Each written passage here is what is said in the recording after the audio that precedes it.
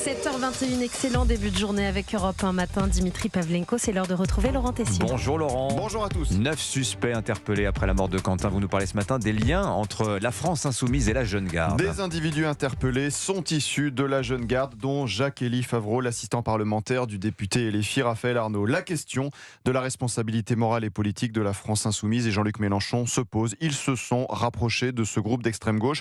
Eux vous diront qu'ils ne sont responsables de rien, comme le député Éric Coquerel dimanche dernier dans le grand rendez-vous sur Europe 1 et CNews avec Pierre de Villeneuve. Est-ce que vous avez une responsabilité morale dans la mort de Quentin ? Bien sûr que non.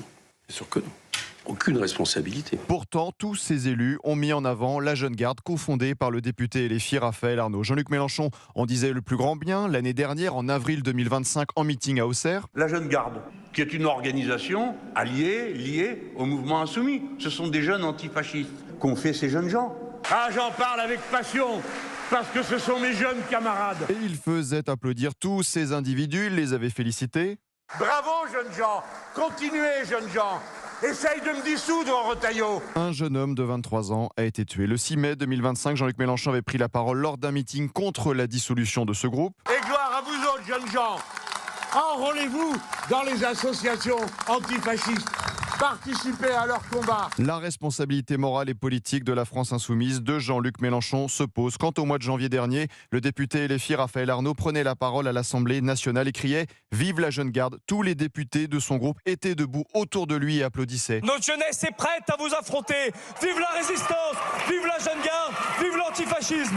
Et nous aurons tout entendu quand Raphaël Arnaud disait qu'il n'y avait rien à craindre de ce groupe d'extrême gauche. Vous ne verrez jamais, mais quand je vous dis jamais, c'est jamais, un militant ou une militante de la Jeune Garde impliqué dans des affaires de violence ou que sais-je. Un jeune homme de 23 ans a été tué. La question de la démission du député Raphaël Arnaud doit arriver. Le 11 février, la veille du lynchage de Quentin, le groupe LFI à l'Assemblée publiait ce communiqué. Nous le disons fièrement, la Jeune Garde est essentielle. Fin de citation. Quentin, 23 ans, a été tué. Jean-Luc Mélenchon continuait hier soir de soutenir ces individus d'extrême gauche. La Jeune Garde est une organisation associée au mouvement insoumis.